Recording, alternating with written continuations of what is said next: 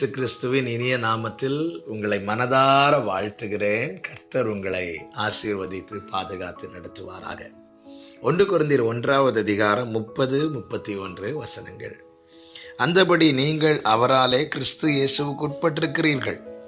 எழுதியிருக்கிறபடி மேன்மை பாராட்டுகிறவன் கர்த்தரை குறித்தே மேன்மை பாராட்டத்தக்கதாக அவரே தேவனால் நமக்கு ஞானமும் நீதியும் பரிசுத்தமும் மீட்புமானார். கர்த்தருடைய பரிசுத்த நாமத்திற்கு மகிமை உண்டாவதாக. அப்போஸ்தலனாகிய பவுல் கொரிந்தியருக்கு எழுதும்போது ஒரு காரியத்தை அதிகமாய் வலியுறுத்துகிறார். 1 அதிகாரத்தில் அதில் ஒன்றுதான், நீங்கள் அழைக்கப்பட்ட அழைப்பை பாருங்கள். நாம் யாராய் இருந்தோ, எப்படி இருந்த நம்மை அழைத்து இருக்கிறார் என்பதை நாம் மறக்க கூடாது என அழைப்பை குறித்து பவுல் இந்த 1 அதிகாரத்தில் அதிகமாய் சொல்லியிருப்பதை நம்மால் பார்க்க முடியும். இங்கே பவுல் சொல்லுகிற வார்த்தையை கேளுங்கள். அதனுடைய 27-28 வசனங்களிலே, ஞானிகளை வெட்கப்படுத்தும்படி தேவன் உலகத்தில் பைத்தியமானவைகளை தெரிந்து கொண்டார். பலமுள்ளவைகளை வெட்கப்படுத்தும்படி தேவன் உலகத்தில் பலவீனமானவைகளை தெரிந்து கொண்டார். உள்ளவைகளை அவமாக்கும்படி உலகத்தின் இழிவானவைகளையும் அற்பமா எண்ணப்பட்டவைகளையும் இல்லாதவைகளையும் தேவன் தெரிந்து கொண்டார். தேவன் நம்மை அழைத்து தெரிந்து கொள்ளும் போது நாம் எப்படிப்பட்டவர்களாய் இருந்தோம் என்பதை மறந்துவிடக்கூடாது. நம்மை விட ஞானிகள் இருக்கிறார்கள். அந்த ஞானிகளுக்கு நம்முடைய காரியங்கள் எல்லாம் பைத்தியமாய் தோன்றும். ஆனால் தேவன் அவர்களை வெட்கப்படுத்த நம்மை தெரிந்தெடுத்திருக்கிறார். பலமுள்ளவைகளை வெட்கப்படுத்த பலவீனமான நம்மை தெரிந்தெடுத்திருக்கிறார். உள்ளவைகளை அவமாக்க இழிவாய் அற்பமாய் எண்ணப்பட்டு நம்மை தெரிந்தெடுத்திருக்கிறார். அப்படி என்றால் ஒன்றை நன்றாய் புரிந்து கொள்ள வேண்டும்.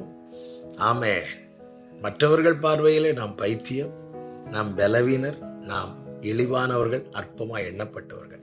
எதற்காக தேவன் நம்மை தெரிந்தெடுத்திருக்கிறார்? அவர்களை வெட்கப்படுத்த. அவர்களால் செய்ய முடியாத காரியத்தை தேவன் நம்மை கொண்டு செய்ய விரும்புகிறார். ஆனால் அதே வேளையில் நாம் இதை மறந்துவிடக்கூடாது. நாம் பலவீனர், நாம் ஒன்றுமில்லாதவர்கள். ஆனால் அதே நேரத்தில் கிறிஸ்துவை சார்ந்திருக்கும் போது, கிறிஸ்துவுக்கு உட்பட்டிருக்கும் போது அவர் நமக்கு எல்லாமுமாய் மாறுகிறார். அப்போஸ்தலர் 4 அதிகாரத்தில் பேதுருவும் யோவானும் பேசுகிற தைரியத்தை கண்டு வேத பாரகர் ஆலோசனை சங்கத்தில் இருந்த யாருக்குமே எதிர்பேச முடியவில்லை. அந்த அளவுக்கு ஞானம் வெளிப்பட்டது. காரணம், கிறிஸ்து அவர்களுக்கு ஞானமாய் இருக்கிறார்.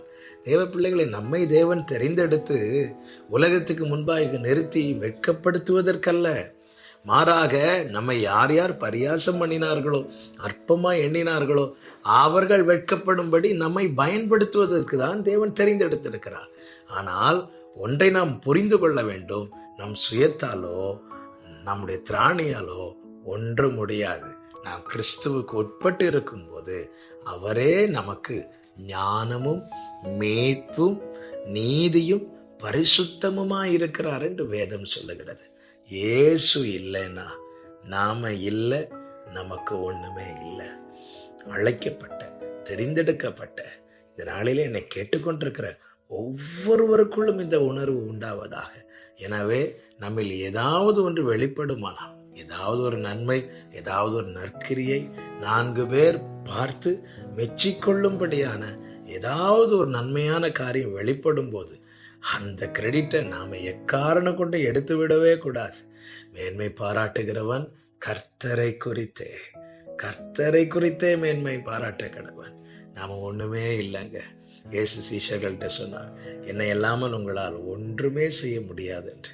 இயேசுவோடு கூட கடல்ல நிற்க முடிந்த பேதுருவுக்கு இயேசு இல்லாம அந்த காட்டி கொடுக்கப்பட்ட ராத்திரியில ஒரு வேலைக்காரிக்கு முன்னாடி கூட நிற்க முடியவில்லை.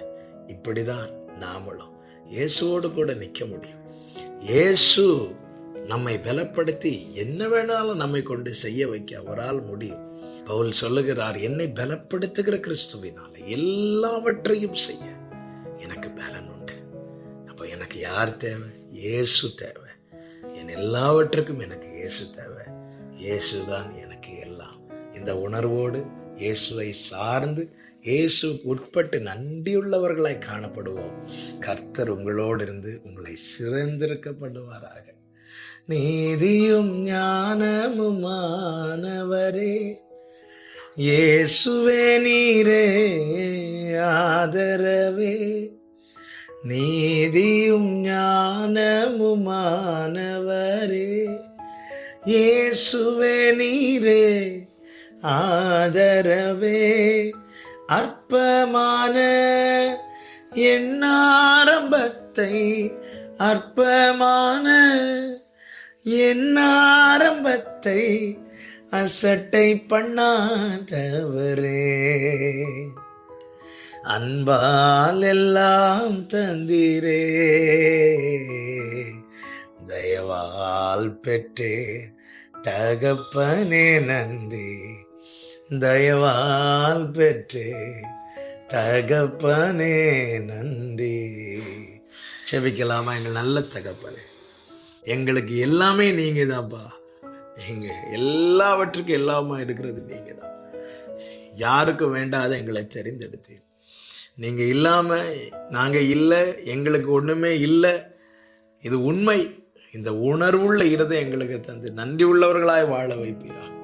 இயேசுவின் நாமத்தில் பிதாவே, ஆமென்.